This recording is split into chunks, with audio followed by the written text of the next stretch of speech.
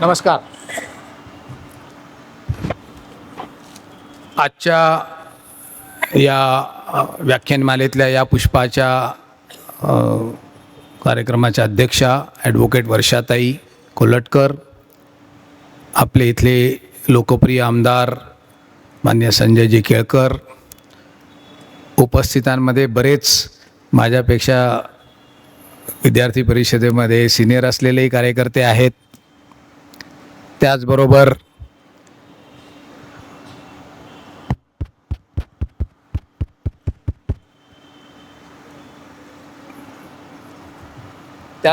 काही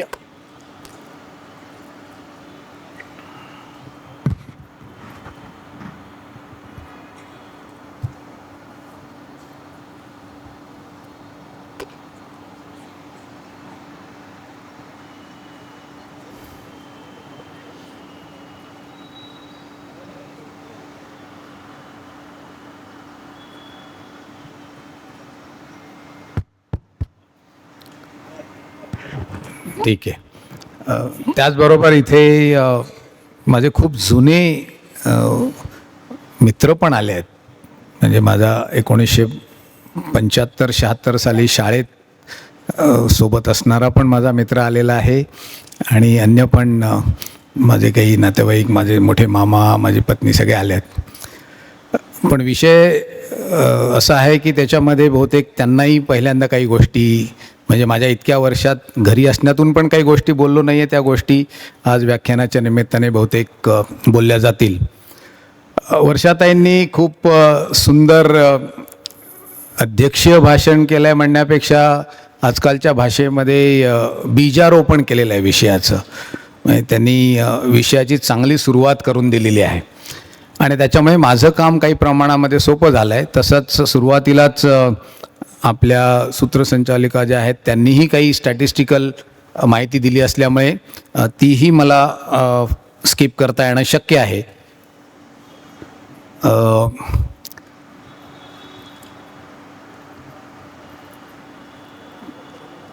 ईशान्य भारत असं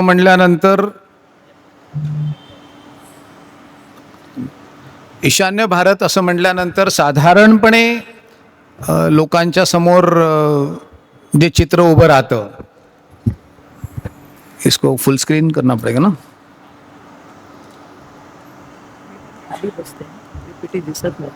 होय.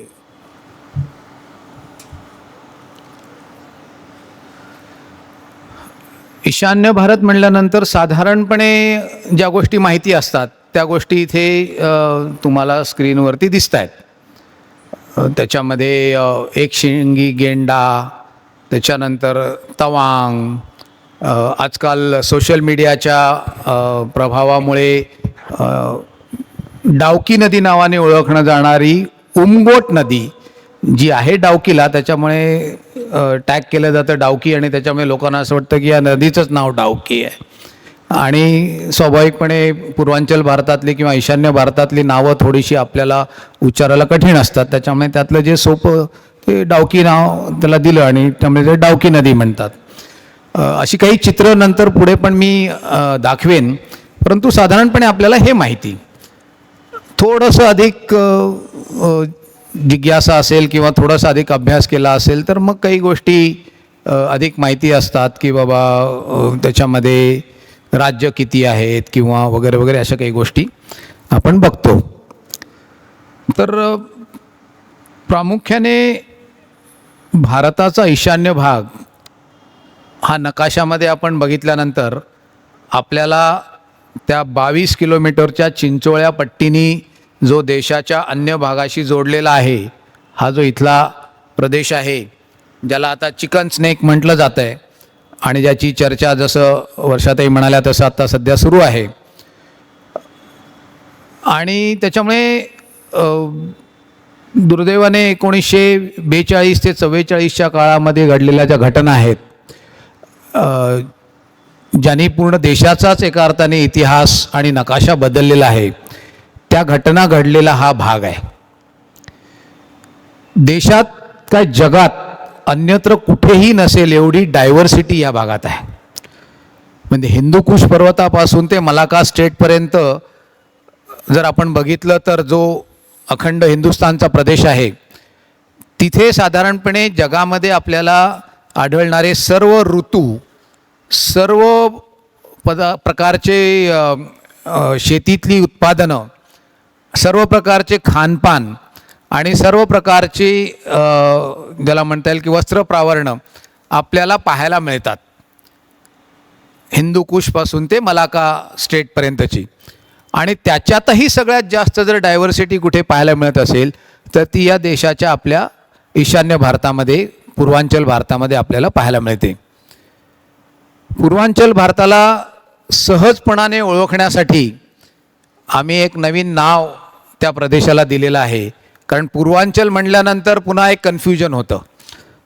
पूर्वांचल म्हटलं की उत्तर प्रदेशचा पूर्वांचल पण येतो, साधारणपणे तो अधिक लोकांना माहिती आहे आणि तोही तेवढाच ॲग्रेसिव्हली आता पुढे येतो आहे. मग त्याच्यातले फिल्म्स कलाकार असतील किंवा गाणी असतील आणि भोजपुरी वगैरे सगळ्यामुळे त्याचाही एक प्रभाव आपल्याला पाहायला मिळतो. त्याच्यामुळे पूर्वांचल असा शब्दोच्चार केला की काही लोकांना वाटतं की तो प्रदेश त्याच्यामध्ये आहे.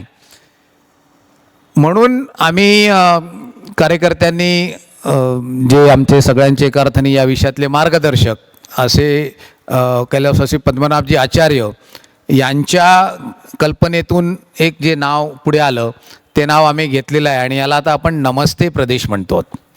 नमस्ते म्हणजे NAMASTE, त्याला आपण नमस्ते प्रदेश असं म्हणतो. हा सगळा उगवत्या सूर्याचा प्रदेश आहे, आपल्याला माहिती आहे. आणि त्या उगवत्या सूर्याकडे आपण सगळेजण नमस्कार करतो, त्या सूर्याला नमस्कार करतो, म्हणून पण नमस्ते आहे. तिकडे सगळेजण भेटल्यानंतर नमस्ते करतात म्हणून पण नमस्ते आहे. आणि या नमस्तेची जी अक्षरं आहेत, N म्हणजे नागालँड, A म्हणजे अरुणाचल प्रदेश, M म्हणजे मणिपूर, मिझोराम, मेघालय, त्याच्यानंतर येणारा जो A आहे तो म्हणजे आसाम, त्याच्यानंतर येणारा S आहे तो म्हणजे सिक्कीम, नंतर येतो T म्हणजे त्रिपुरा, पहिला N आणि शेवटचा E म्हणजे नॉर्थ ईस्ट. त्याच्यामुळे नमस्ते प्रदेश म्हणून आता आम्ही याला ओळखतो की ज्याच्यामुळे सर्वसामान्य जनतेला, सर्वसामान्य भारतीयाला 8 राज्य कोणती ती तरी आठवता येतील. आज दुर्दैवाने आजही स्वातंत्र्यानंतर एवढ्या वर्षानंतर सुद्धा आज अशी स्थिती आहे की देशातल्या सर्वसामान्य तरुणाला, सर्वसामान्य नागरिकाला जर आपण म्हणलं की तुम्ही 8 राज्यांची नावं सांगा नॉर्थ ईस्टमधल्या, तर कमी लोक आहेत की जे सांगू शकतील एक न विसरता. आणि दुर्दैवाने अनेकांना तर हेही माहिती नाही की सिक्कीम हा आता पूर्वांचलाचा भाग आहे, सिक्कीम हा नॉर्थ ईस्टचा भाग आहे, ईशान्य प्रदेशामध्ये सिक्कीम गणला जातो. हे तर अनेकांना माहिती नाही आहे, त्याच्यामुळे सिक्कीम तर अनेकांच्याकडून राहून जातो. त्याच्यामुळे आम्ही याला नमस्ते प्रदेश अशा अर्थाने आता ओळखतो आणि त्या पद्धतीने आम्ही त्या ठिकाणी याची अधिक वाच्यता आणि देशाच्या अन्य भागामध्ये त्या पद्धतीने बोलतो. तर या प्रदेशाचं साधारणपणे फिजिकल सेटिंग जर आपण बघितलं तर हे असं आहे. एका अर्थाने उभा, आडवा आणि मध्यात असलेला हा जो हिरवा पट्टा दिसतोय, आता या हिरव्याचा कलरचा काही संबंध नाही आहे. दुर्दैवाने स्थिती भयंकर आहे, गंभीर आहे, परंतु त्याचा आत्ता या नकाशाशी काही संबंध नाही आहे. तर हा जो आहे तो असम आहे. तो मुख्यतः प्रामुख्याने हा सगळाच प्रदेश ब्रह्मपुत्रेचं खोरं म्हणून मानलं जातं, परंतु हा असम आहे. आणि उरलेली जी राज्य आहेत, वरचा अरुणाचल प्रदेश सोडला तर हा पूर्वी सगळा असमच होता. म्हणजे मेघालय, नागालँड, त्रिपुरा, मिझोरम आणि मणिपूर हा पूर्वीच्या आसामच्या अंतर्गतच येत असे. त्रिपुरा आणि मणिपूर ही 2 स्वतंत्र संस्थानं अनेक वर्षांपासून आहेत. असं जरी असलं तरी ॲडमिनिस्ट्रेटिव्हली ती आसामच्या अंतर्गतच यायची आणि या सगळ्याची राजधानी ही शिलाँग होती. आणि मग काही कारणांच्यामुळे जे काही त्याचं विभाजन झालं त्याचाही थोडासा उल्लेख मी जाता जाता करून जाईन. परंतु अन्यथा अरुणाचल प्रदेशला पूर्वी नेफा अशा नावाने ओळखलं जायचं, नॉर्थ ईस्ट फ्रंटियर एरिया असं त्याला ओळखलं जायचं. आणि त्याचंही संचालन एका अर्थाने ॲडमिनिस्ट्रेटिव्ह हेडक्वार्टर हे शिलाँगच होतं, एक ॲडवायझर असायचा तिथल्या राज्यपालांना, जो नेफाबद्दलचं त्यांना ॲडवाईज करायचा. तर अशी ही राज्य आहेत. या राज्यांची एकूण लोकसंख्या ही साधारणपणे 45 मिलियन अशा प्रकारची याची लोकसंख्या आहे. म्हणजे साधारणपणे 4.5 कोटीची लोकसंख्या आहे. त्या 4.5 कोटीच्या लोकसंख्येमधली सगळ्यात जास्त लोकसंख्या ही आसामची आहे स्वाभाविकपणे. आणि मग बाकीची जी सगळी राज्य आहेत ती बाकीची सगळी राज्य ही 10 लाख 12 लाख 15 लाख अशा लोकसंख्येची राज्य आहेत. अरुणाचल प्रदेशचे मुख्यमंत्री पेमा खांडू काही वर्षांपूर्वी मुंबईला आले होते आणि बेसिकली इन्फ्रास्ट्रक्चरची डेव्हलपमेंट तिकडे मोठ्या प्रमाणात सुरू आहे. तर मुंबईतले मोठे इन्फ्रास्ट्रक्चर प्रोजेक्ट्स आणि कसं हे सगळं चालतं शहर असं समजण्यासाठी त्यांनी 2 दिवस इथे वेळ दिला होता. तर त्याच्यामध्ये ज्यावेळेला त्यांना आम्ही VT स्टेशनवरती आपल्या छत्रपती शिवाजी महाराज टर्मिनसवरती घेऊन गेलो होतो की रेल्वेचं नेटवर्क कसं चालतं. कारण आता प्रयत्न सुरू आहे की तवांगला म्हणजे 15,700 फुटाच्या खाली जे बुमला पास आहे त्याच्या खाली जे तवांग शहर आहे त्या तवांग शहरापर्यंत रेल्वे नेण्याचा प्रयत्न केंद्र सरकारचा सुरू आहे. त्याची अलाइनमेंट झालेली आहे डिसाईड आणि त्याचं आता काम काही दिवसांमध्ये सुरू होईल. तर अशा ठिकाणच्या प्रोजेक्टमध्ये काय अडचणी येऊ शकतात किंवा काय समस्या आपल्याला येऊ शकते किंवा किती प्रकारचे प्रश्न आपल्यासमोर उपस्थित राहू शकतात याचा एक अर्थाने अभ्यास करण्यासाठी तिथले मुख्यमंत्री मुंबईमध्ये आले होते.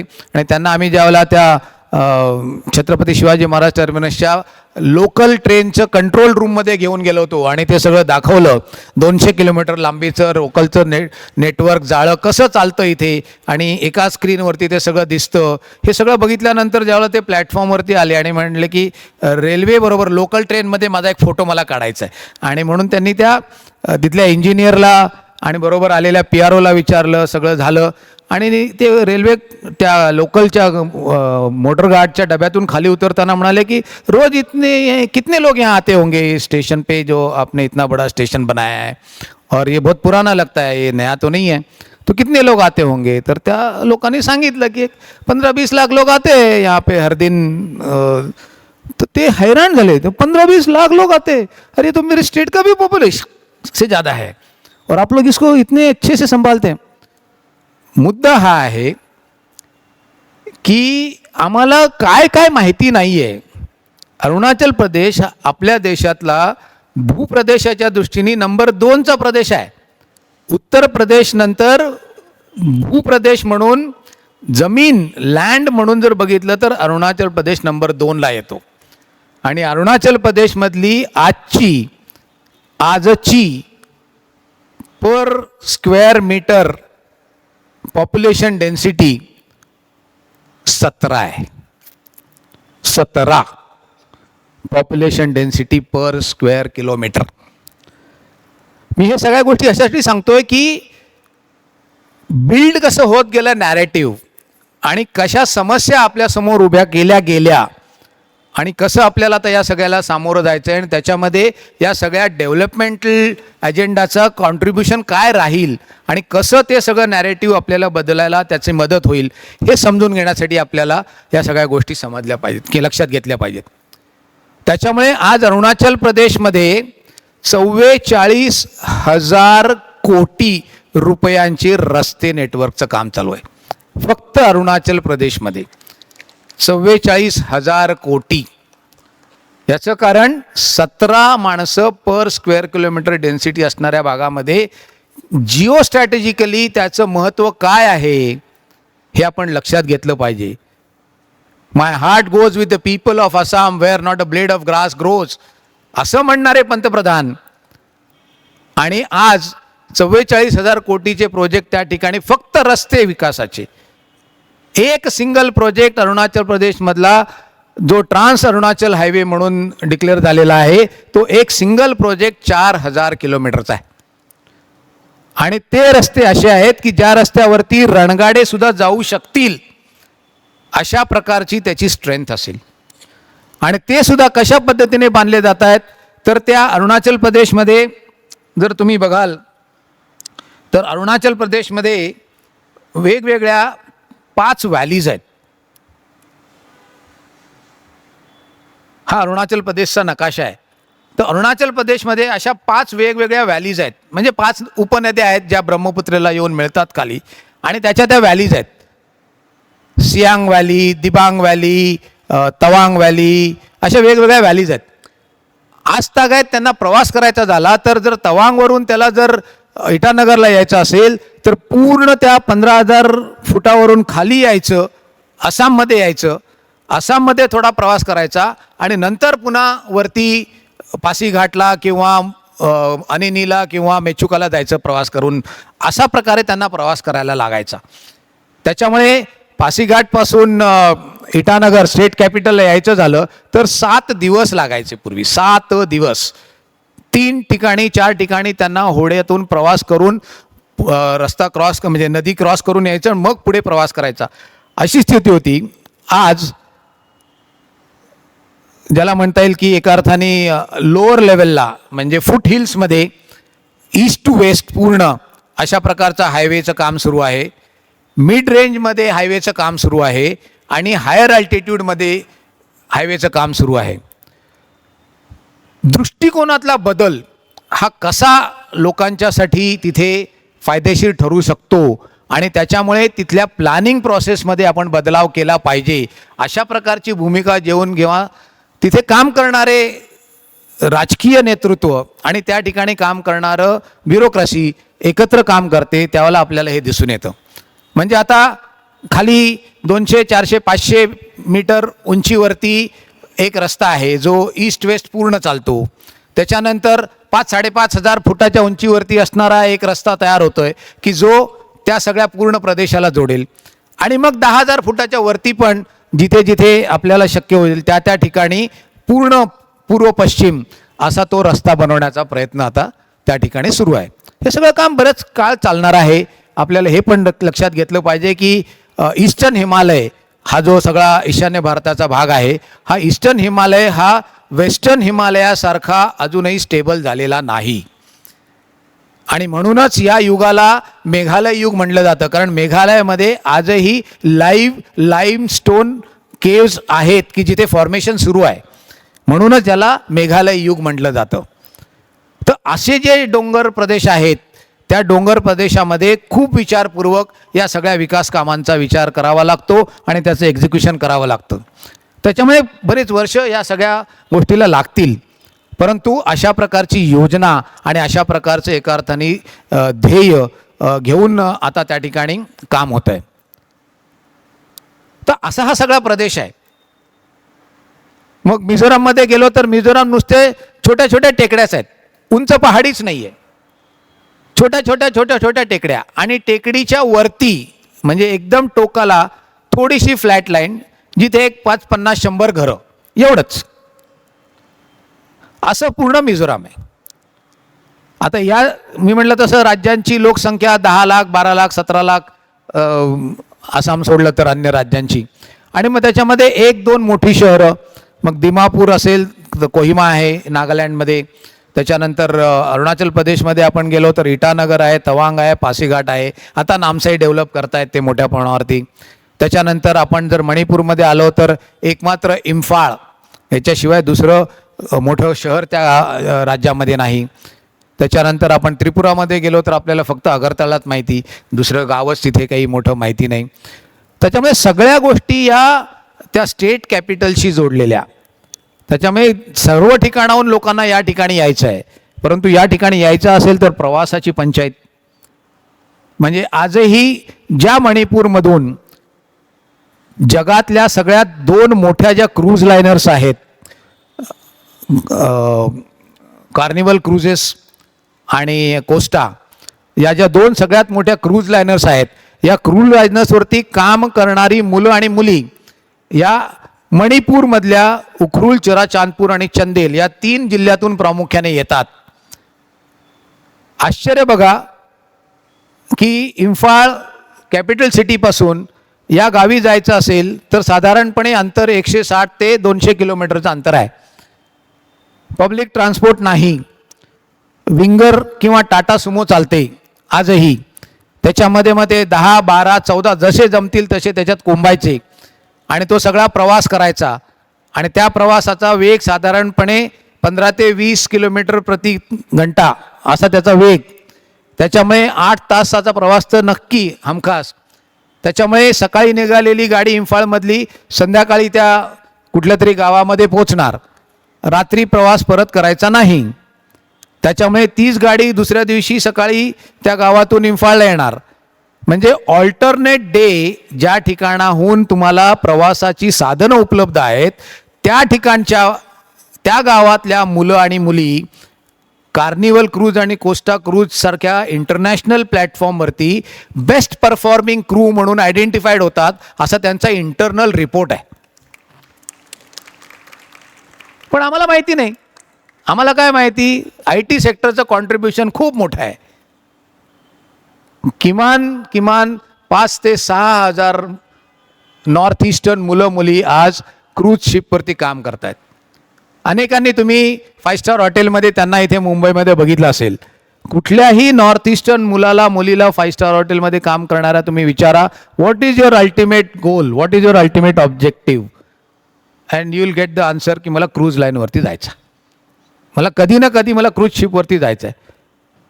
हे कुठून येतं? हे येतं ते त्या संस्कृतीतून येतं ज्याचा उल्लेख तुम्ही केलात. मिझोरामचा उल्लेख तुम्ही केलात. त्याच मिझोराममधला माझा अनुभव आहे.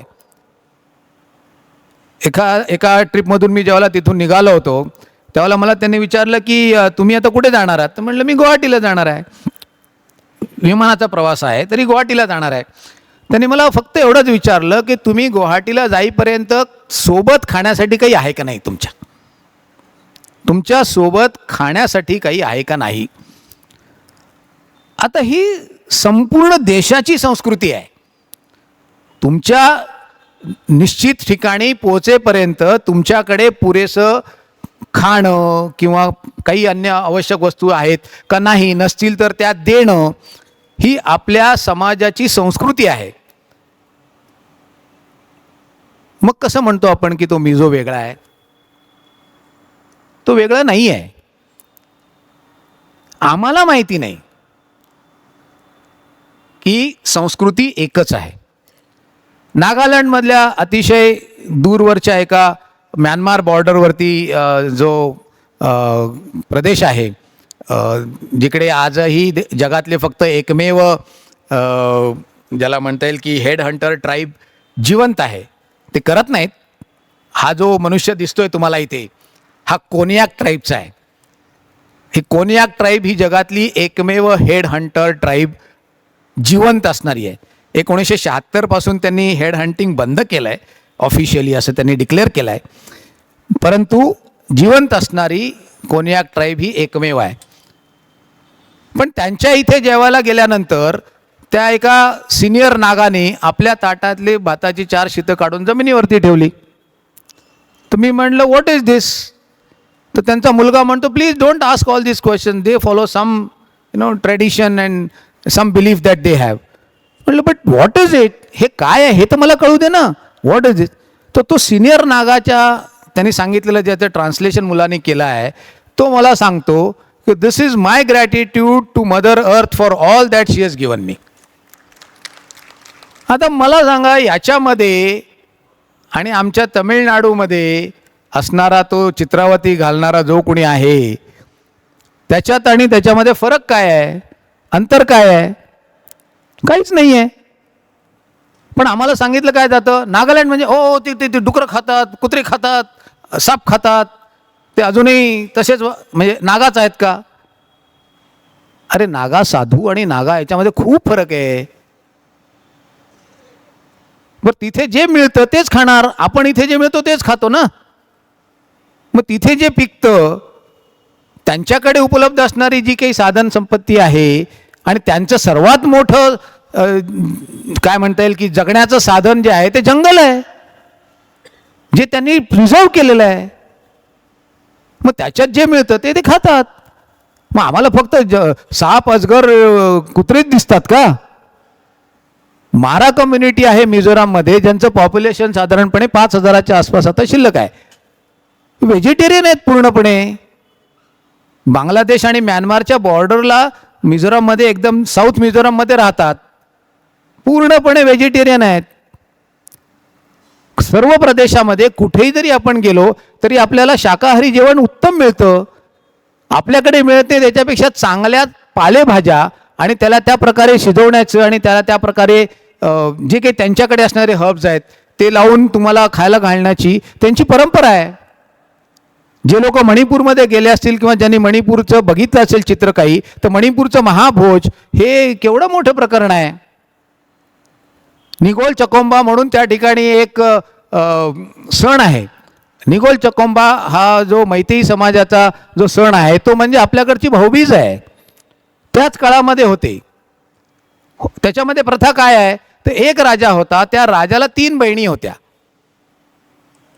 तर तो नेहमी त्या सणाच्या दिवशी बहिणींच्याकडे जात असे. एक वर्षी तो जाऊ शकला नाही. तर त्याने असा विचार केला की हे कधीही होऊ शकतं पुन्हा, त्याच्यापेक्षा मीच त्यांना बोलवायला सुरू करतो. आणि त्यांनी आपल्या लग्न झालेल्या 3ही बहिणींना पुढल्या वर्षी आपल्या घरी बोलवलं जेवायला, त्यांचं आदर सत्कार केला. तेव्हापासून ही प्रथा सुरू झाली. निगोल चकोंबामध्ये लग्न झालेल्या मुली आपल्या माहेरी येतात, आपल्या मुलाबाळांसह येतात आणि लग्न झालेल्या मुलींचं आदर सत्कार करणं आणि त्यांची त्या प्रकारची खातरदारी करणं हे त्या माहेरचं असणारं त्यांचं नातं आहे. आम्हाला माहीत नाही आणि आम्हाला माहीत नाही त्याच्यामुळे आम्हाला असं वाटतं की ते वेगळं आहे. आमच्या महाभारतातली जी मुख्य जी काही पात्र आहेत ते पात्र जरा आठवा आणि त्या पात्रांचं काय म्हणता येईल की एक विशेष काही प्रसंग आठवा. माहिती असलेली सगळ्यात पहिली लव्ह स्टोरी या जगातली कोणती आहे, या पृथ्वी तलावरती कोणती आहे? उषा आणि अनिरुद्ध. साधारणपणे उषा आहे बाणासुराची कन्या. बाणासुराचं ठिकाण आहे तेजपूर आसाममधलं. अनिरुद्ध आहे इकडे द्वारकेत. उषेच्या स्वप्नामध्ये एक राजकुमार येतो. त्याचं वर्णन उषा आपल्या सखीला करते चित्रलेखेला. चित्रलेखा त्याचं चित्र काढते. ते पहिलं चित्र आहे आणि ते चित्र बघितल्यानंतर बाणासुराला लक्षात येतं की हे काहीतरी कॉन्टॅक्ट सुरू आहे, वायरलेस. म्हणून उषेला त्या ठिकाणी एका प्रसादामध्ये माहिती एका पॅलेसमध्ये बंद केलं जातं. त्याचं नाव आहे अग्निगृह. आजही अग्निगृह तिथे आपल्याला पाहायला मिळतं. अनिरुद्ध तिथे पोचतोय. युद्ध होतंय, भयंकर युद्ध होतंय. आणि असं साधारणपणे या सगळ्या आपल्याकडच्या गोष्टींच्या मध्ये जसं असतं तसं बाणासुराला भगवान शंकराचा वर आहे की तुला कोणी मारणार नाही. आणि इकडे अनिरुद्धसाठी भगवान श्रीकृष्ण आलेले आहेत आणि भयंकर युद्ध झालेलं आहे. त्यामुळे तिथे झालेल्या युद्धाला हराहरी युद्ध म्हणतात. प्रचंड रक्तपात झालेला आहे आणि शेवटी ब्रह्माजी येऊन मध्यस्थी करतायत. त्या तेजपूरच्या जवळ विश्वनाथ चारियले म्हणून गाव आहे. त्या विश्वनाथ चारियलेमध्ये आपल्याला ब्रह्मा विष्णू महेश एकत्र सापडतात म्हणून ते तेजपूर आहे. हे आम्हाला माहीत नाही. श्रीकृष्णाने रुक्मिणीला पळवून आणलं आणि त्याच्या कथा आहेत. आपल्या महाराष्ट्रातल्या अमरावतीमध्ये पण त्याला क्लेम केलं जातं. आता किती सुनामी आल्या आणि किती जग बदललं, भूप्रदेश कसे एकमेकापासून कुठे कुठे गेले परमेश्वर जाणे. परंतु भीष्मक राजाची कन्या रुक्मिणी हे तर मानलं जातं. अरुणाचल प्रदेशमध्ये एक ट्राईब आहे जी ट्राईब मानते की रुक्मिणी ही आमची कन्या होती. आणि श्रीकृष्णाने ज्यावेळेला रुक्मिणीला रथावरती बसवलेलं आहे आणि रुक्मिणी ज्यावेळेला पाठलाग सुरू करण्याच्या पूर्वी भगवान श्रीकृष्ण आणि रुक्मिणी पार्वती ज्या ठिकाणी आहे अशा एका ठिकाणी त्यांना भेटलेले आहेत आणि त्या ठिकाणी पहिल्यांदा त्यांचं एका अर्थाने स्वयंवर झालेलं आहे अशी मान्यता आहे. आणि तिथे पार्वतींनी रुक्मिणीला नाव दिलं आहे मालिनी. आज त्या ठिकाणी त्या गावाला त्या जागेला मालिनी ठाण म्हणतात. आणि तिथून श्रीकृष्ण जे रथावरती बसून निघालेले आहेत, रुक्मिणी पाठलाग करतोय. वाटेमध्ये एक भालूक नावाचं राजा तिथे राज्य करत होता. त्याच्याशी युद्ध झालेलं आहे. आणि पुढे भगवान श्रीकृष्ण ज्यावेळेला ब्रह्मपुत्र पार करतात त्यावेळेला त्यांना खात्री पटते की आता तर रुक्मी नक्कीच आपला पाठलाग करून रुक्मिणीला घेऊन जाऊ शकत नाही. म्हणून ब्रह्मपुत्रेच्या किनाऱ्यावरती गुवाहाटीतच उत्तर किनाऱ्यावरती ब्रह्मपुत्रेच्या एका छोट्या टेकडीवरती एक मंदिर आहे. त्या मंदिराचं नाव आहे अश्वक्लांत. तिथे भगवान श्रीकृष्णाने आपल्या रथाला सोडून घोड्यांना थोडी विश्रांती दिली होती, म्हणून त्याचं नाव आहे अश्वक्लांत मंदिर. आम्हाला नाही माहिती. उलुपी, चित्रांगदा, हिडिंबा, घटोत्कच, अष्टवसूंचा असणारा शाप अर्जुनाला की भीष्माना तू ज्या पद्धतीने मारलायस तुझंही तसंच होईल, तुझी हत्या तुझा मुलगाच करेल, ते झालंय. नाग कन्या असणारी उलुपी नागमणी घेऊन ज्यावेळेला अर्जुनाच्या मस्तकावरती ठेवते त्यावेळेला पुन्हा अर्जुन जिवंत झालेला आहे. हे कुठे आहे सगळं? आणि हे जर घडलेलं आहे आणि तिथे आज आपल्याला पाहायला मिळतं हे सगळं, तर हे वेगळे नाही आहेत. दुसरं एक कारण सांगतो जे आपण लक्षात घेतलं पाहिजे, ज्याचा उल्लेख तुम्ही केलात वर्षाताई आपल्या बोलण्यामध्ये. हे सगळे म्हणजे पॉझिटिव्ह गोष्ट काम करणाऱ्या कार्यकर्त्यांनी जी बघितली पाहिजे, आम्हाला शिकवलं त्याच्यामध्ये, हे सगळे लोक ख्रिश्चन झाले आहेत. कारण 1814मध्ये ख्रिश्चन मिशनरी तिथे पोचला आहे नागालँडमध्ये पहिल्यांदा मोकोकचोंगमध्ये. मग त्याची एक कथा अतिशय रंजक आहे. त्या मोकोकचोंगमध्ये एकदम घनदाट जंगल आहे, ज्या ठिकाणी आजही एक मोठासा दगड आहे, त्याला ते लोक एलिफंट गॉड म्हणतात. त्याच्या अवतीभोवती कुणीही काही दुष्कर्म केलं तर मनुष्य जिवंत राहत नाही, ह्याचा अनुभव त्यांचा आहे, आजही आहे. 1814मध्ये तो पहिला मिशनरी तिथे पोचलेला आहे आणि त्याच्यानंतर पुढे त्यांनी जे काही सगळं केलेलं आहे त्याचा परिणाम आज आपण भोगतो आहोत. परंतु या सर्व लोकांनी, या सर्व आपल्या बंधूंनी आपली संस्कृती सोडलेली नाही. ते ख्रिश्चन जरूर झालेत, पूजा पद्धती जरूर ते ख्रिश्चन पाळतात. उदामध्ये पहिल्यांदा ख्रिश्चन मिशनरी नॉर्थ ईस्टमध्ये पोचून नागालँड, मेघालय, मिझोराम 95, 98, 99% ख्रिश्चन असून सुद्धा आज तागायत एकही नॉर्थ ईस्टचा ख्रिश्चन आपला हा देशाच्या ख्रिश्चन लिडरशिपमध्ये येऊ शकलेला नाही. याचं एकमेव कारण आहे की तो आजही आपली संस्कृती पाळतो.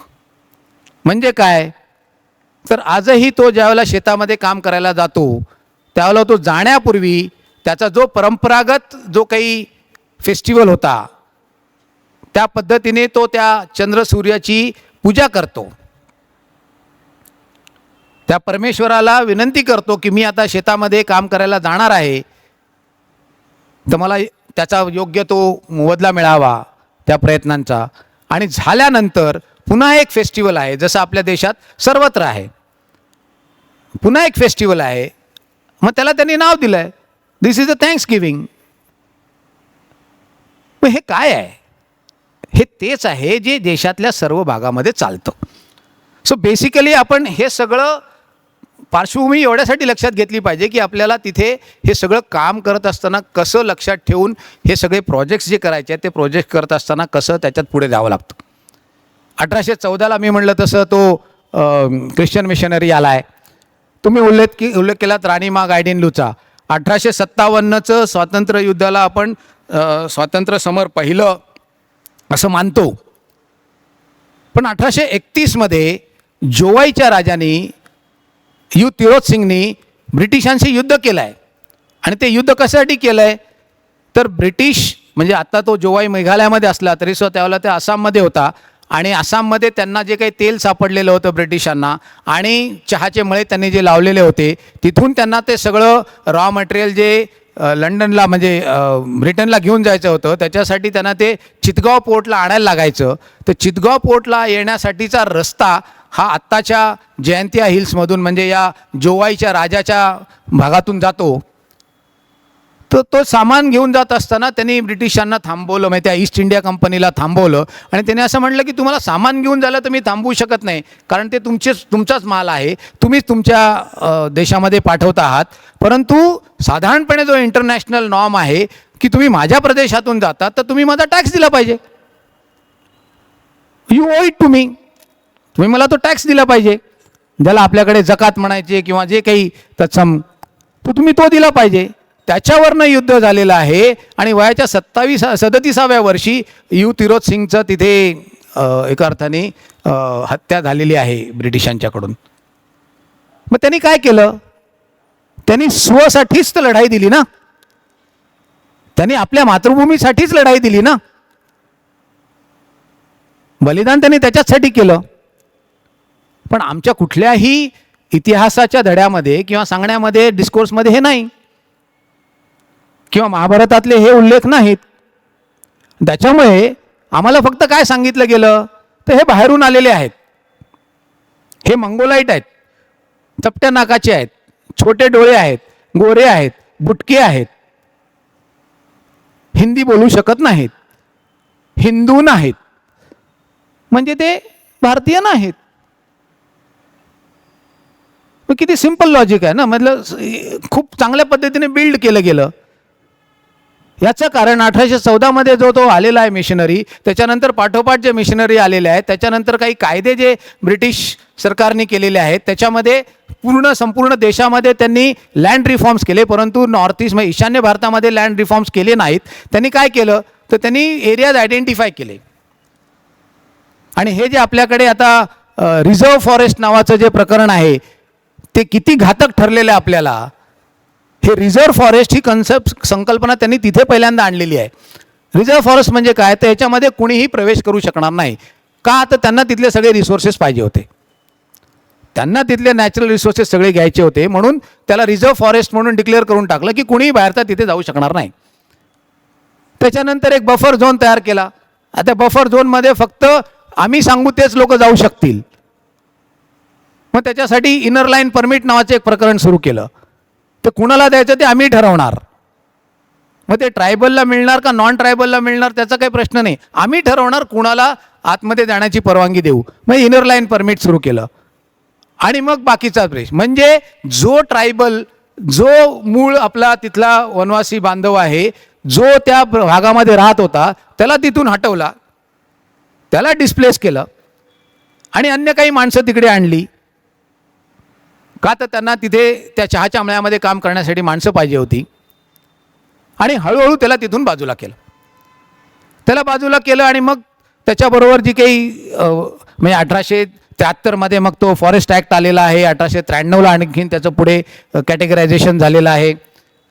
पण 1814 पासून सतत ज्यावेळेला तो मिशनरी तिथे त्याच्याबरोबर राहिलेला आहे, त्यांनी विचारलं की हे सगळं तू जे काही करतो आहेस, तुझे जे काही पूजा पद्धती आहे किंवा तुझे जे काही रिच्युअल्स आहेत, तुझे जे काही पालन तू करतोयस, हे कुठून आलं. तर कुठून नाही आलं, हे बाबा परंपरागत आहे. कारण आपल्याकडे मौखिकच सगळी परंपरा असल्यामुळे ते सगळं परंपरेने आलं. ज्याचा उल्लेख सुरुवातीला तुम्ही केलात की बाबा एवढ्या बोलीभाषा आहेत, लिपीच नाही, बोलीभाषा आहेत. त्याच्यामुळे ते मला माझ्या वाडवडिलांनी सांगितलं, आमची कम्युनिटी ते पाळतं, तसंच आम्ही पुढे करतो. अच्छा असं आहे का. मग ते पुढच्या जनरेशनसाठी आपल्याला डॉक्युमेंट केलं पाहिजे. मग डॉक्युमेंट करायचं झालं तर मग ते आता लिहायचं कसं, कारण डॉक्युमेंटेशनसाठी लिपी नाही. अच्छा, you don't have a script, okay we give you the script, असं म्हणून त्यांनी ती रोमन लिपी दिली. मग तुम्ही सांगा, मी लिहितो. तुम्ही सांगितलं मी लिहिलं, मी काय लिहिलं ते तुम्हाला कुठे कळलं, कारण ते रोमन लिपीत होतं. दुर्दैव आपल्या देशाचं हे की हे सगळं जे काही डॉक्युमेंट झालंय तेच नंतर पुढे ब्रिटिश भारतीय सरकारने डॉक्युमेंट रेफरन्ससाठी म्हणून वापरलं. आणि आपल्या देशाचं दुर्दैव असं की पहिली जी काही ट्रायबल पॉलिसी झाली आपल्या स्वतंत्र भारताची, त्या ट्रायबल पॉलिसीमध्ये सुद्धा रेफरन्स याच सगळ्या पुस्तकांचे आहेत. आणि ते रेफरन्स घेतल्यामुळे त्या पुस्तकांमध्ये जे लिहिलेलं आहे त्या पुस्तकांमध्ये सिंपल लिहिलेलं आहे. अनेक लोक जे प्रवासाला गेलेले आहेत त्यांचे अधिकारी, आणि त्यांनी जे काही त्याचं डॉक्युमेंटेशन केलेलं आहे त्या डॉक्युमेंटेशनमध्ये त्यांनी लिहिलेलं आहे की I travel to Kokrajhar, Baksa etcetera etcetera area, and what I found there were more Bodos. There were more Bodos, but there were Hajong, there were Kacharis, हे पण लिहिलेलं आहे, बरोबर. परंतु there were more Bodos, there were more Nagas. I found more Mizos here, I found more Dimasas here. हे documentation झालेलं आहे. आणि त्याच्याच आधारावरती ज्या वेळेला ब्रिटिशांनी भारताला स्वातंत्र्य द्यायचं मान्य केलं, त्याच वेळेला सायमन कमिशन समोर याच सगळ्या ट्रायबल लीडर्सच्या माध्यमातून, याच सगळ्या कन्वर्ट केलेल्या लोकांच्या माध्यमातून पिटिशन्स फाईल केली गेली की आम्ही वेगळे आहोत. आणि म्हणून आजही नागा 14 ऑगस्टला आपला स्वातंत्र्य दिन साजरा करतो. पण तो म्हणतो मी पिटिशन दिलेलं होतं सायमन कमिशनकडे, डॉक्युमेंटेड आहे, रेकॉर्ड आहे, आणि त्यांनी आम्हाला एंटरटेन केलं, आणि आम्ही वेगळे का आहोत याची आम्ही कारणं दिलेली आहेत. आणि मग त्याच्यातून पुढे मिझोचं आंदोलन सुरू झालेलं आहे, मग त्याच्यातून पुढे दिमासा लोकांचं आंदोलन सुरू झालं आहे, त्याच्यातून वेगळ्या बडोलांची मागणी आलेली आहे. आणि मग त्याचा परिणाम म्हणून शेवटी प्रत्येकाला आपण एका अर्थाने त्यांच्या एथनिक आयडेंटिटीच्या आधारावरती राज्य निर्माण करून दिली. म्हणजे लुशाई हिल्सचं मिझोराम झालं, द मिझोराम आहे. आता हे सुद्धा किती इंटरेस्टिंग आहे बघा.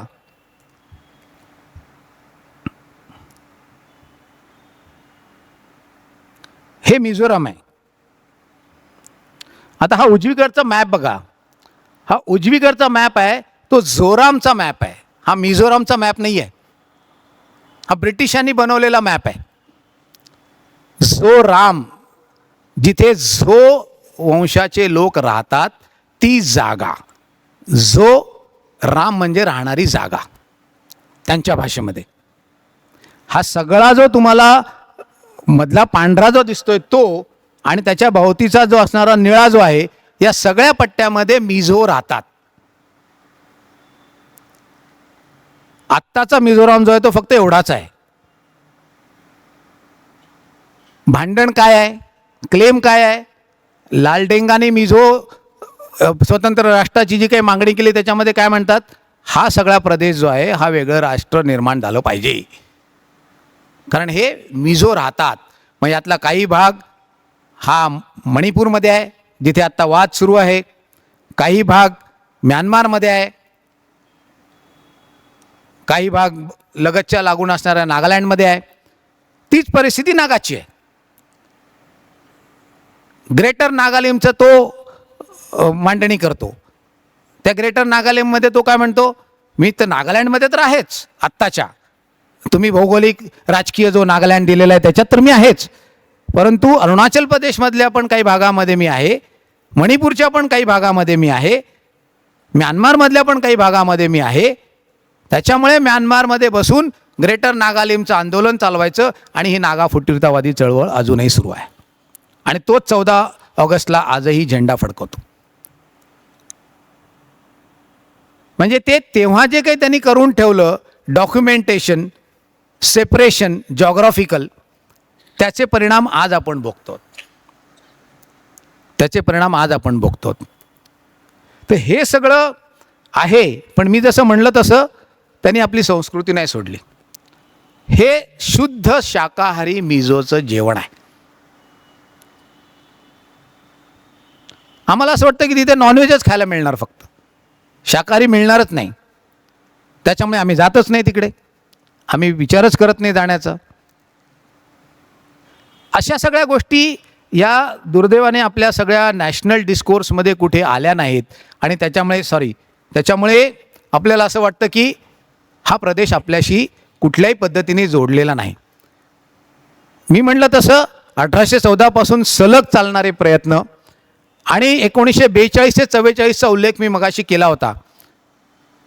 नेताजी सुभाषचंद्र बोसांची इंडियन नॅशनल आर्मी आणि जपान्यांचं सैन्य ज्यावेळेला मोठ्या प्रमाणावरती वेगाने आगेकूच करून सिंगापूरवरून पुढे आलं, आणि जवळजवळ ब्रिटिश सैन्याचा पाडाव होणार अशी स्थिती होती द्वितीय विश्वयुद्धामध्ये, त्यावेळेला अमेरिकेने सेबरजेट विमानं दिलेली आहेत ब्रिटिशांना.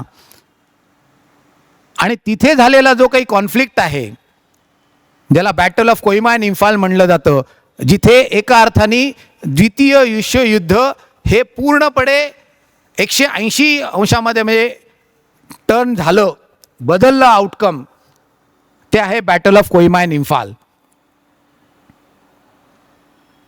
याचं कारण तिथे झालेला संघर्ष जो आहे, ज्याचं डॉक्युमेंटेशन पण जनरल जी डी बक्षींनी आपल्या पुस्तकात केलं आहे इंडियन सामुराईमध्ये. त्याच्यामध्ये त्यांनी असं म्हटलेलं आहे की ज्यावेळेला म्यानमारमधून हे सैन्य पुढे सरकत होतं, त्यावेळेला नेताजींनी असं म्हटलं की आम्हाला पुढे राहू द्या, म्हणजे इंडियन नॅशनल आर्मीला. याचं कारण आम्हाला ह्या सगळ्या प्रदेशाची माहिती आहे, जपान्यांनी मागे राहावं, आम्ही पुढे राहतो, आम्ही समोरच्या बाजूला जाऊ शकू, कारण भारतीय जे कोहिमा, इम्फाळ, मणिपूरमध्ये वगैरे जे आहेत ते सगळे आम्हाला मदत करतील आणि त्याच्यामुळे आम्ही पुढे राहतो, तुम्ही मागे राहा, जपानी फौज मागे राहावी. या वादामध्ये जो काही वेळ गेलेला आहे, त्याच्यामध्ये अमेरिकेची सेबरजेट विमानं आलेली आहेत आणि त्याच्यामध्ये ब्रिटिश सेना ही इंडियन नॅशनल आर्मीच्या सैन्याच्या मागच्या बाजूला पण उतरलेली आहे आणि समोरच्या बाजूला जपानी आहेत, ज्याचा तिथल्या स्थानिक रहिवाशांशी काहीही एका अर्थाने तसा संबंध नाही. आणि तो जपानी जो कोणी सेनाधिकारी होता तिथला, तो अधिक गतीने पुढे जाण्याची इच्छा त्याची नव्हती. याचं कारण त्याची चिंता होती की माझं लॉजिस्टिक्स मागचं कसं सांभाळलं जाईल. जपानपासून, टोकियोपासून पूर्ण सगळा पट्टा माझा जरी असला तरीसुद्धा मला लॉजिस्टिकली सपोर्ट जर मिळाला तरच मी पुढे जाऊ इच्छितो. त्याच्यात जो काही वेळ गेलेला आहे त्याच्यामध्ये ब्रिटिश सैन्य इंडियन नॅशनल आर्मीच्या मागच्या बाजूला उतरलेलं आहे आणि 80,000 इंडियन नॅशनल आर्मीचे सेनानी त्या ठिकाणी त्यांचं एका अर्थाने धारातीर्थी पडलेले आहेत. So battle of Kohima and Imphal is important not just for our country but for the whole world. आणि म्हणून त्या ठिकाणी जी काही सेमिट्री बनवलेली आहे त्या सेमिट्रीमध्ये ब्रिटिश अधिकाऱ्यांच्या याच्यावरती लिहून ठेवलेलं आहे, when you go back tell them that we gave our today for your tomorrow. म्हणजे ते जर घडलं असतं तर आज जग कुठे होतं. म्हणजे लायटर नोटमध्ये म्हणायचं झालं तर Mister Trump would have been no more, म्हणजे नो वेअर. कारण युनायटेड नेशन्सच मुळात आलं नसतं बहुतेक, कारण जगाचा इतिहास काय झाला असता कोणाला माहिती. एकाच दिवसाचा प्रश्न होता. जर कोहिमा आणि इम्फाळमधलं युद्ध जर इंडियन नॅशनल आर्मी आणि जपानी जिंकत होते तर त्या ठिकाणाहून गुवाहाटी हे साधारणपणे मी म्हटलं तसं 150 ते 160 किलोमीटरचं अंतर आहे.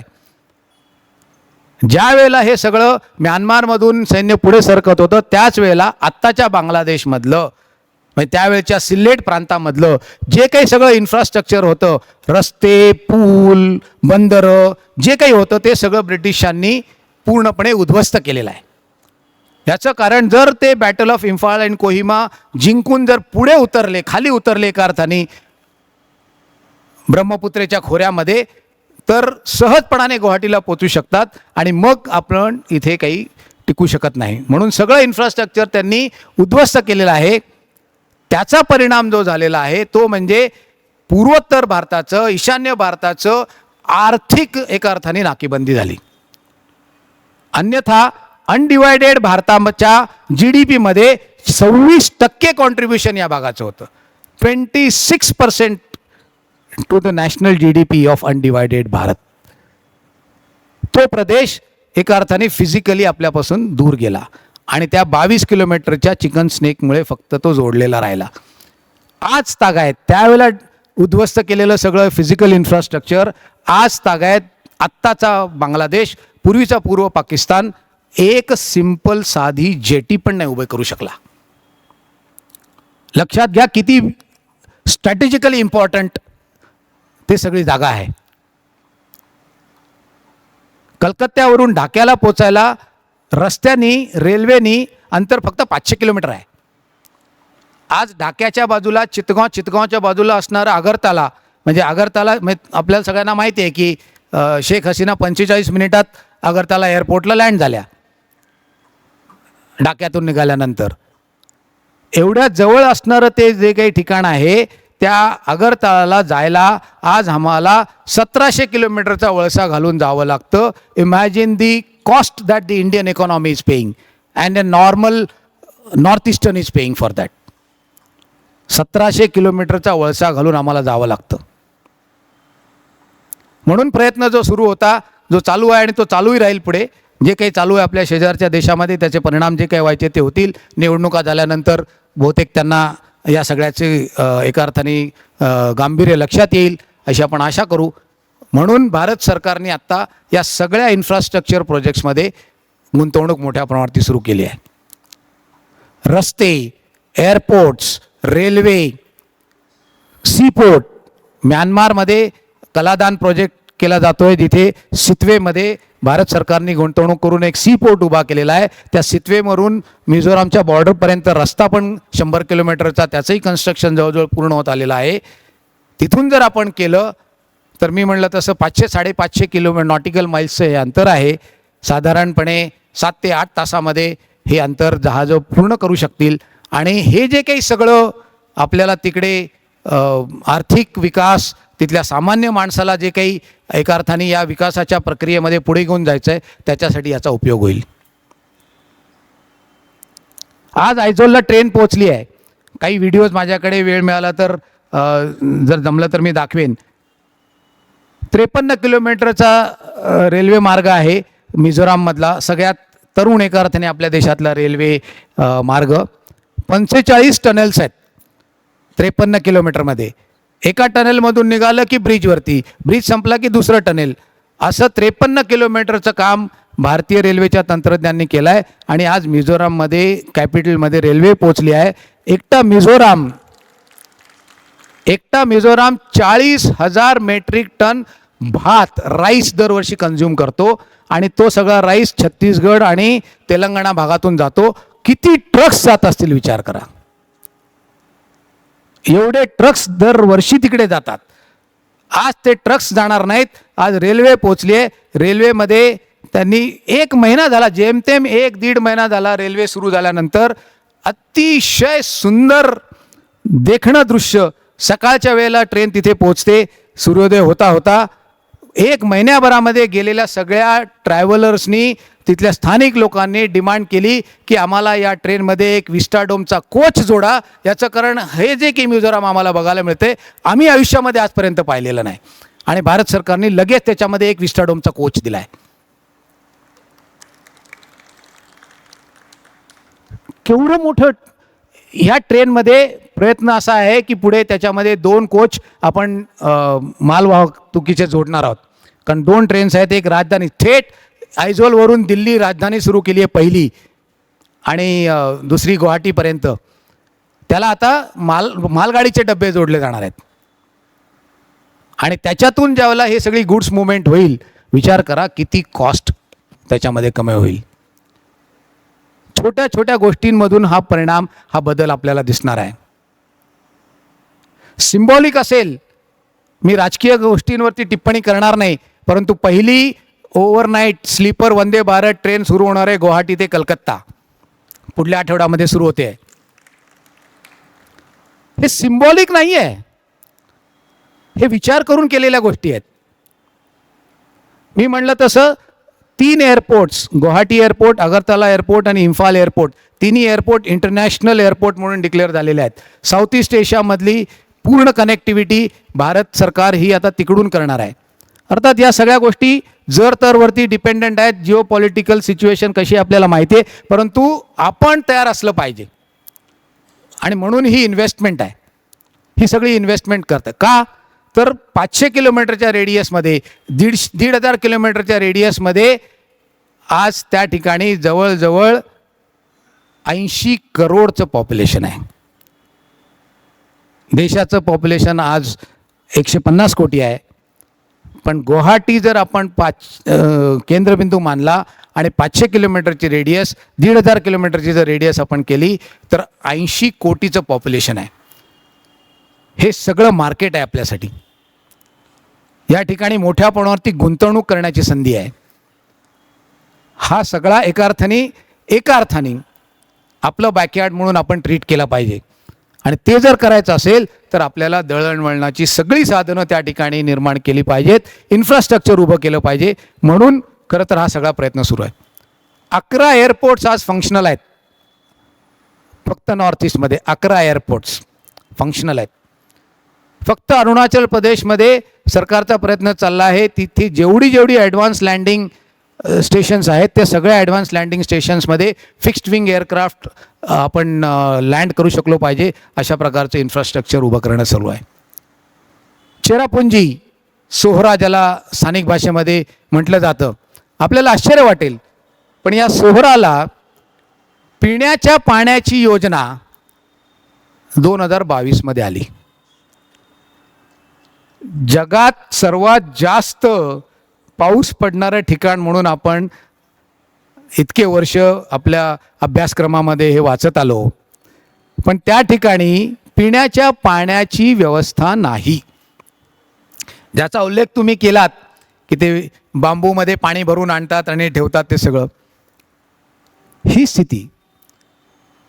कारण हे म्हणजे फक्त करायची इच्छा नव्हती एवढा पुरतं असतं तरी सुद्धा टिकलं असतं, परंतु ते करू द्यायचं नाही अशा पण काही शक्ती त्या ठिकाणी काम करत होत्या. आणि तशा प्रकारची यंत्रणा ही ब्रिटिशांनी जाताना तिथे निर्माण करून ठेवलेली आहे. काही गोष्टी चांगल्या आहेत, म्हणजे जसं मी म्हटलं तसं त्यांनी आपली संस्कृती सोडलेली नाही आहे, त्यांनी आपले सर्व प्रकारचे सण पाळणं सोडलेलं नाही आहे त्या सगळ्या आपल्या बंधुबांधवांनी. त्याच्यामुळे कम्युनिटी फिलिंग खूप ताकदवर आहे, खूप ताकदवर आहे. त्याच्यामुळे ती कम्युनिटी, ते समाज व्यवस्था जी आहे ना, ती समाज व्यवस्था भारतीय राज्यघटनेपेक्षा सुद्धा अधिक तगडी आहे आणि सक्षम आहे. म्हणजे त्यांची न्याय व्यवस्था, मी म्हणत असताना त्यांची अंतर्गत न्याय व्यवस्था आहे, ज्याला नंतर भारतीय राज्यघटनेनुसार जामानिमा एका अर्थाने दिला जातो सगळ्या गोष्टी पूर्ण झाल्यानंतर. अशी तिथली स्थिती आहे. त्याच्यामुळे रस्ते मोठ्या प्रमाणावरती तिथे कन्स्ट्रक्शन सुरू आहे, रेल्वेचं मोठं जाळं त्या ठिकाणी केलं जात आहे. तिसरा इंटरनेट गेटवे देशातला, एक मुंबईला आहे, एक चेन्नईला आहे, तिसरा इंटरनेट गेटवे अगरतालाला आपण केला आहे. सबसी केबल चेन्नईपासून कॉक्सबजारपर्यंत बांगलादेशमध्ये टाकून तिकडनं पुढे ती अगरतालाला नेली आहे. थर्ड इंटरनेट गेटवे तिकडे आला, त्याच्यामुळे आज 5G नेटवर्क आहे तिथे. त्याच्यामुळे मोठ्या प्रमाणामध्ये कॉन्टेंट इंडस्ट्री जी आहे, ज्याच्यामध्ये पूर्ण नॉर्थ ईस्ट हा एक्सपर्ट आहे, डान्स, कल्चर, म्युझिक, स्पोर्ट्स, या सगळ्यामध्ये आज देशात सगळ्यात पुढे जर कोण असेल तर तो नॉर्थ ईस्ट आहे. तर या कॉन्टेंट इंडस्ट्रीला मोठ्या प्रमाणावरती त्या ठिकाणी चालना मिळावी आणि तिथे बसून ह्याच्या प्रकारे त्यांनी काम करावं. म्हणजे आपण सगळेजण नेटफ्लिक्स बघतो, नेटफ्लिक्सवरच्या स्टोरीज बघतो, पण एका छोट्याशा जॉनबिल मेला जो गुवाहाटीच्या जवळ असणाऱ्या मोरीगावमध्ये चालतो, वर्षातले 3 दिवस आहेत की ज्या 3 दिवसामध्ये तिथे आजही बार्टर सिस्टममध्ये व्यवहार चालतो, कॅश ट्रान्झॅक्शन नाही, बार्टरमध्ये चालतं आजही. शेरगाव म्हणून गाव आहे आसाम आणि अरुणाचल प्रदेशच्या बॉर्डरवरती, पूर्णपणे स्वयंपूर्ण खेडा आहे. आजही त्या गावामध्ये बाहेरून कोणती वस्तू येत नाही, बाहेर कोणती वस्तू एक्सपोर्ट होत नाही. जे काय आवश्यक असेल ते त्या गावामध्ये बनवलं जातं, तिथेच कन्झ्युम केलं जातं, बाहेर पाठवत नाहीत, बाहेरून काही आणत नाहीत. सस्टेनेबल डेव्हलपमेंट गोल्स आपण दुनिया, युनायटेड नेशन्स आम्हाला सांगायला लागलं सस्टेनेबल डेव्हलपमेंट गोल 30. अरे हे सस्टेनेबल जगतायत, वर्षानुवर्ष जगतायत. काय तुम्ही सांगताय आम्हाला सस्टेनेबल डेव्हलपमेंट आणि सस्टेनेबल लिव्हिंग? पण ती उदाहरणं आम्हाला माहिती नाहीत, ती उदाहरणं आम्हाला माहिती नाहीत. त्याच्यामुळे ॲप्रोच आणि त्या प्रकारे या गोष्टींकडे बघावं लागेल, प्लॅनिंग त्याप्रमाणे करावं लागेल. त्याची प्रक्रिया ही सुरू झाली आहे. त्याचं बेसिक काम जे आहे ते infrastructure creation, rail, road, digital connectivity, railway connectivity, water connectivity. कालच मी ऐकलं की 4 लाईट हाऊसेस ब्रह्मपुत्रामध्ये आता उभारली जाणार आहेत की वॉटर ट्रान्सपोर्टेशन अधिक मोठ्या प्रमाणात व्हावं म्हणून 4 लाईट हाऊसची निर्मिती होते. अतिशय सुंदर प्रदेश. टुरिझमचं तर म्हणजे मी म्हणतो तसं मी 35 वर्ष जातोय पण मी अजून नॉर्थ ईस्ट समजू शकलेलो नाही. आणि जिथे नवीन ठिकाणी जातो त्या ठिकाणी मला असं वाटतं की हे काय आत्तापर्यंत मला माहिती नव्हतं एवढी चांगली जागा आहे. ज्या अरुणाचल प्रदेशचा उल्लेख वारंवार होतो ते अरुणाचल प्रदेश, मी स्वतः असं म्हणतो की आपल्या देशातलं जर ॲडव्हेंचर टुरिझमचं हब जर कुठे होणार असेल तर ते अरुणाचल प्रदेशमध्ये होणार आहे. कारण स्लो क्लॅड माउंटन्स आहेत, व्हॅलीज आहेत, रोपवेज आहेत, सायकलिंग होऊ शकतं, रॅपलिंग होऊ शकतं, व्हाईट वॉटर राफ्टिंग होऊ शकतं, अजून काय पाहिजे तुम्हाला, सगळ्या गोष्टी तिथे होऊ शकतात. डोंग आहे अरुणाचल प्रदेशमधलं,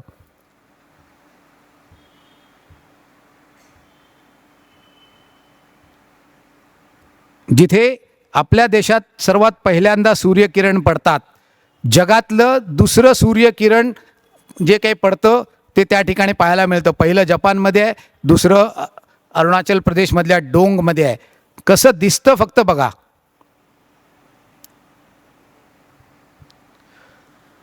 वरचं आहे ते सूर्योदय आहे आणि खालचं आहे ते सूर्यास्त आहे.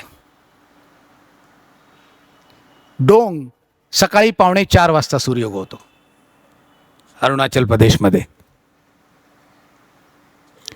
प्रश्न हे आहेत, माइंडसेट बदल हा करायचा आहे. 4:45 वाजता सूर्योदय होतो. आम्ही म्हणजे सर्वसाधारणपणे देशातल्या सर्व भागामध्ये 10 वाजता, 9:30, 10, 11 वाजता आमची गतिविधी सुरू होते. सकाळी 4 वाजता उठलेला आमचा नॉर्थ ईस्टचा जो बंधू आहे तो 7:30 वाजता, 8 वाजता जेवण करतो.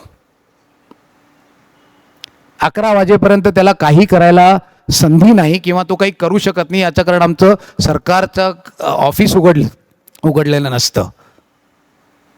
दुपारी 2:30-3 वाजता त्याला ऑफिस सोडून निघून जावं लागतं. याचं कारण त्याच्यानंतर तो आपल्या 10-12 किलोमीटर दूर असणाऱ्या वस्तीवरती जर पोचायचा असेल तर त्याला 1-1.5 तास लागतो आणि 4-4:30 वाजता अंधार होतो.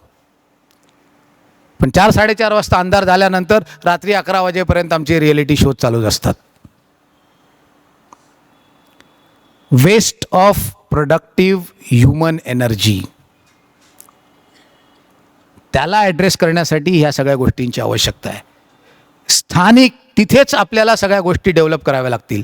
800 मेट्रिक टन फक्त दिरांग व्हॅलीमध्ये किवी होतं. आम्हाला माहिती आहे किवी फक्त न्यूझीलंडमध्ये होतं.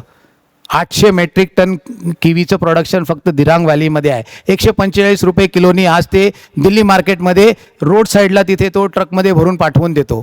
प्रयत्न हा चालला आहे. आज आपण प्रयत्न करतो की त्या दिरांग व्हॅलीमध्ये पॅक हाऊसेस उभे राहिले पाहिजेत. सॉर्टिंग, ग्रेडेशन, पॅकेजिंग तिथे झालं पाहिजे. 400 रुपये नी तिथून तो माल बाहेर पडला, त्याला 600 रुपयाला दिल्लीत विकायचा असेल तर तुम्ही विका, परंतु आम्ही 400 रुपयाला तिथे विकू. अशा प्रकारची तिथल्या तरुणाची आज मानसिकता आहे.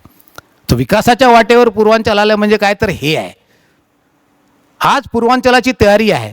आवश्यकता आहे ती देशातल्या अन्य भागातल्या लोकांनी आणि सरकारच्या यंत्रणेनी अशा प्रकारची व्यवस्था निर्माण केली पाहिजे की त्याच्यामध्ये तो सहभागी होईल. पंतप्रधान जे म्हणत आहेत की पुढची GDP ग्रोथ जी येणार आहे ती देशाच्या पूर्वोत्तर किंवा पूर्व भागातून येणार आहे, त्याचं कारण हे आहे की there is so much of idle talent and energy which is under utilised or absolutely not utilised. तिथून ते येणार आहे आणि म्हणून प्रयत्न हा आहे की सगळ्या गोष्टी तिकडे शिफ्ट झाल्या पाहिजेत. दिल्ली सेंट्रिक प्लॅनिंग पूर्वांचल भारताचं नसावं अशा प्रकारचा प्रयत्न सर्व प्रकारे तिथे केला जातोय. मग त्याच्यासाठी तिथे कपॅसिटी बिल्डिंग सुरू आहे. त्या ठिकाणी तिकडल्या लोकांचं प्रशिक्षणाचे वेगवेगळे प्रयत्न सुरू आहेत. त्या ठिकाणी त्यांचं मी म्हटलं तसं स्किलिंग करून त्याच ठिकाणी त्यांना तिथे एम्प्लॉयमेंट कशी जनरेट करता येईल किंवा एंटरप्रेन्योरशिप त्यांची निर्माण करता येईल याचा प्रयत्न सुरू आहे. आणि मला असं वाटतं की या सगळ्या प्रक्रियेमध्ये सगळ्यात महत्त्वाचा रोल जो राहणार आहे तो आपल्यासारख्यांचा राहणार आहे. याचं कारण डेहराडूनसारख्या घटना परत झाल्या नाही पाहिजेत.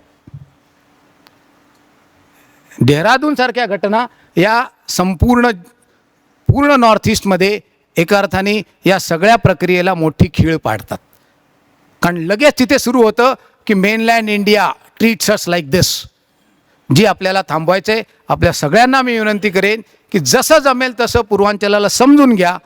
जेवढ्यांना जमेल तेवढ्याने तिकडे आलं पाहिजे असा आमचा आग्रह आहे. याल तर बघाल आणि जे बघाल ते मी तुम्हाला खात्रीने सांगू इच्छितो आणि दाव्याने सांगतो की आजपर्यंत आयुष्यामध्ये बघितलेलं नाही हे तुम्ही नक्की तिकडे बघाल. आपल्या सगळ्यांचं पूर्वांचल भारतामध्ये स्वागत करायला पूर्वांचलातले आपले बंधू भगिनी तयार आहेत. त्यांचं आदरातिथ्य घेण्याची संधी आपण सोडू नये असं आपल्या सगळ्यांना विनंती करतो आणि आपली रजा घेतो. धन्यवाद.